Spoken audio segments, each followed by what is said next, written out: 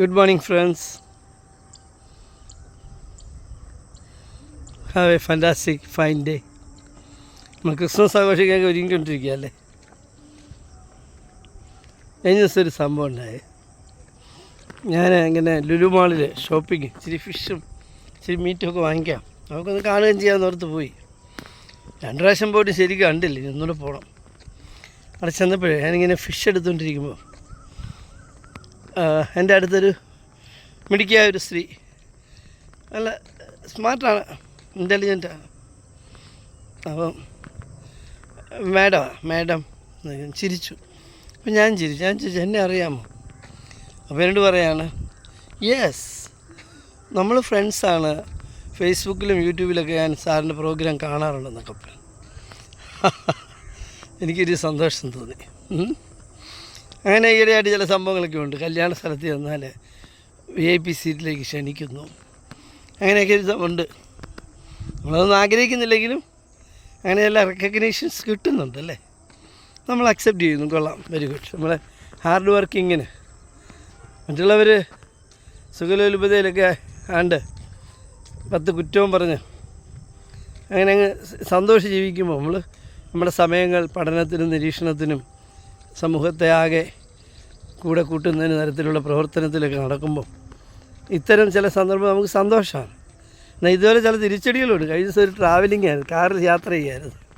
അപ്പോൾ ചില സുഹൃത്തുക്കളൊക്കെ വലിയ വലിയ ആളുകളാണ്, എന്നാലും എന്നെ ഒന്ന് കെടുത്താൻ ശ്രമിച്ചു. ഞാൻ പുഞ്ചിരിയോടെ അതിനെ നേരിട്ടു. കാരണം നമ്മൾ അവരുടെ ആ ഒരു നിലവാരത്തിലേക്ക് നമ്മൾ ഉയർന്നിട്ടില്ലെന്ന് എനിക്ക് മനസ്സിലായി. അതുകൊണ്ട് ഞാനതങ്ങ് വിട്ട് കളഞ്ഞു. അവരൊക്കെ വലിയ വലിയ ആളുകളല്ലേ, നമ്മളൊരു പാവം എന്ന്.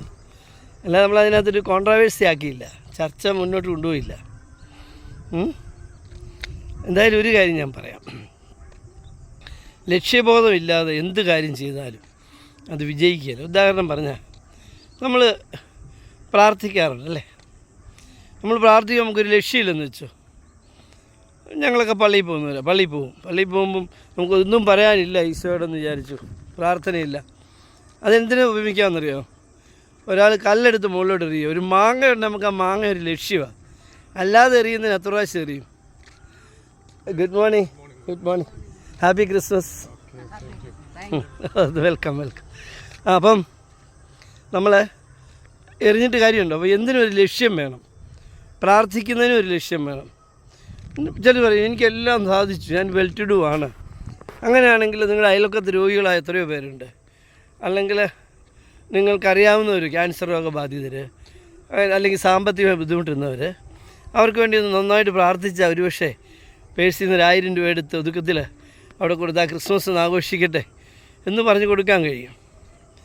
അങ്ങനെ കൊടുക്കുമ്പോഴാണ് നമ്മൾ ഒരു മനുഷ്യസ്നേഹിയായിട്ട് മാറും. നമ്മളെ എന്താ നമ്മുടെ എല്ലാ മഹൽ ഗ്രന്ഥങ്ങളും അല്ലെങ്കിൽ പ്രാർത്ഥനാ പുസ്തകങ്ങളും പഠിപ്പിക്കുന്നത് എന്താ? കരുണ കാണിക്കണം, സ്നേഹിക്കണം, ഉള്ളവനില്ലാത്തത് കൊടുക്കണം എന്നൊക്കെയല്ലേ. അപ്പോൾ അതിലേക്ക് കാര്യങ്ങൾ വരും അല്ലേ. നമ്മുടെ സ്നേഹം സഹിഷ്ണുതയൊക്കെ ഉയർന്നു കഴിഞ്ഞാൽ മറ്റൊരാളെ പരിഹസിക്കുന്നത് കൊണ്ടോ മറ്റൊരാളെ എഴുത്തുന്നത് കൊണ്ടോ സ്വർഗം നഷ്ടപ്പെടുത്താമെന്നല്ല, വേറെ പ്രയോജനമൊന്നുമില്ല. ഞാൻ പോസിറ്റീവായിട്ട് സംസാരിക്കും. എൻ്റെ ഭാര്യ എപ്പോഴും പറയും, ഇയാളോട് കറിയുടെ ടേസ്റ്റ് പോലും ചോദിക്കാൻ പറ്റും. എന്താ എൻ്റെ മുമ്പിൽ വയ്ക്കുന്ന കറിക്ക് എന്തെല്ലാം ഗുണങ്ങളുണ്ട് എന്ന് ഞാൻ പറയത്തുള്ളൂ. തേങ്ങാപ്പാൽ അരച്ച് ആ തേങ്ങാപ്പാൽ മുമ്പിൽ നിൽക്കുന്നു. അപ്പം അയാൾക്കറിയാം, അയാളുടെ ഉദ്ദേശം ഞാനത് മോശമാണെന്ന് പറയണം, അല്ലെ കരിക്ക് അടി പിടിച്ചെന്ന് പറയണമെന്ന് ആയിരിക്കും ആഗ്രഹിക്കുന്നത്. പക്ഷെ ഞാൻ പറയും അതിലെ നന്മകൾ മാത്രമേ ഞാൻ പറയത്തുള്ളൂ. I am always thinking about the പോസിറ്റീവ്സിനെ പറ്റി സംസാരിക്കാറുള്ളൂ. ഞാൻ പണ്ട് പറയല്ലോ, ഒരു വാടക കൊണ്ടാകുന്ന ഏറ്റവും മ്ലേച്ഛനായ ഒരു വ്യക്തിയാണ്. ഒരു പരിചയമില്ലാത്ത ഒരാളെ കാശിന് വേണ്ടി തല്ലുകയും പിടിക്കുകയും കൊല്ലുകയൊക്കെ ചെയ്യുന്ന വൃത്തികെട്ടവനാണ്. പക്ഷെ അവനിൽ പോലും നന്മകൾ കാണാൻ നമുക്ക് കഴിയും. ഞാൻ പറഞ്ഞില്ല, ഒരിക്കലും ആക്സിഡൻറ്റ് ഉണ്ടായപ്പം ഈ രോഗിയെ എടുത്തുകൊണ്ട് മരണപ്രാളത്തോടെ ഓടുന്ന ഒരു ഗുണ്ടയെ ഞാൻ കണ്ടിട്ടുണ്ട് മെഡിക്കൽ കോളേജിൽ. അപ്പം അവനിലും ഒരു നല്ല ഗുണമുണ്ട്. അപ്പം പലപ്പോഴും ഞാൻ അതിനെപ്പറ്റി പറയും, APJ അബ്ദുൽ കലാമിനെ പറ്റി പറയാറുണ്ട്. അദ്ദേഹത്തിൻ്റെ രചനകളിൽ പറയുന്നത്, അദ്ദേഹത്തിൻ്റെ മാതാവ് ചപ്പാത്തി ഇട്ടപ്പം കരിഞ്ഞു പോയെന്നും ആ ബ്രെഡ് വിതരണം ചെയ്തപ്പം കുട്ടികൾ കയ്പാണെന്നുള്ള വേണ്ടി ഇന്നിപ്പം അപ്പം പറഞ്ഞു, അമ്മ നിങ്ങളെ വളർത്താൻ വേണ്ടി രാവിലെ തൊട്ട് കഷ്ടപ്പെടുകയാണ്, അതിനിടയ്ക്ക് ഇങ്ങനെ വരും, നമ്മളത് പറയാൻ പാടില്ല, അത് വളരെ സ്വാദിഷ്ടത്തോടെ ഭക്ഷിച്ചാലേ അവൾക്ക് സന്തോഷം വരുമെന്നും പറയാം. അവരെല്ലാം കൂടെ അത് ഭക്ഷിച്ചു എന്നാണ് പറയുന്നത്. എന്താണെന്ന് വെച്ചാൽ പോസിറ്റീവ് കാണാനുള്ള മനസ്സുണ്ടെങ്കിൽ എവിടെയും നമുക്ക് പോസിറ്റീവായിട്ട് ചിന്തിക്കാൻ പറ്റും. ഞാൻ ആരെപ്പറ്റി അങ്ങനെ ഇകഴ്ത്തി പറയാറില്ല, എനിക്കതിൻ്റെ കാര്യമില്ല. എന്നുവെച്ചാൽ അവരിലെ നന്മകളാണ് നമ്മളെ നയിക്കേണ്ടത്. ഓക്കെ, എനിഹൗ ജീവിതം നമുക്ക് സന്തോഷപ്രദമായിട്ട് കൊണ്ടുപോകാം. ഇന്നിപ്പോൾ നമ്മൾ ക്രിസ്മസ് ആഘോഷിക്കാൻ എല്ലാവരും ഒരുങ്ങിക്കൊണ്ടിരിക്കുന്നു, അതിന് നിറവിലാണ്. നമുക്ക് തിരുപ്പിറവിയോടനുബന്ധിച്ച് എനിക്ക് നിങ്ങളോട് പറയാനുള്ളത്, സ്വയം തന്നെ ആദ്യം ഇഷ്ടപ്പെടുക, ബഹുമാനിക്കുക, എന്നിട്ട് സ്വന്തം കുടുംബത്തെ ഇഷ്ടപ്പെടുക, സ്വന്തം സൈക്കിളാണെങ്കിൽ സൈക്കിൾ, ബൈക്കാണെങ്കിൽ ബൈക്ക്, കാറാണെങ്കിൽ കാറ്, അതായിരിക്കണം ഏറ്റവും വലിയ വാഹനം. അങ്ങനെ ജീവിതത്തിൽ നമുക്കുള്ളതെല്ലാം ഏറ്റവും മേന്മയേറിയതാണ് എന്ന വിശ്വാസം വെച്ച് പുലർത്തുകയും കൂടുതൽ ഔന്നിത്യത്തിലേക്കും ഉയർച്ചയിലേക്കും പോകണമെന്നുള്ള ലക്ഷ്യബോധം മനസ്സിൽ വെക്കുകയും അതിനുവേണ്ടി പരിശ്രമിക്കുകയും ചെയ്യണം. അതിന് പ്രായമൊന്നും ഒരു പ്രശ്നമല്ല. നമുക്കറിയാം, ലീല ഗ്രൂപ്പിൻ്റെ ഉടമ കൃഷ്ണൻ നായർ 65-ാമത്തെ വയസ്സിലാണ്. അദ്ദേഹം ക്യാപ്റ്റനായിരുന്നു. ഇഷ്ടംപോലെ പെൻഷനും കാശും ബ്രാൻഡിയൊക്കെ കിട്ടുന്ന ആളായിരുന്നു.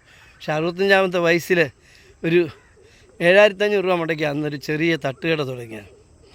ഇന്നെന്താ സ്ഥിതി?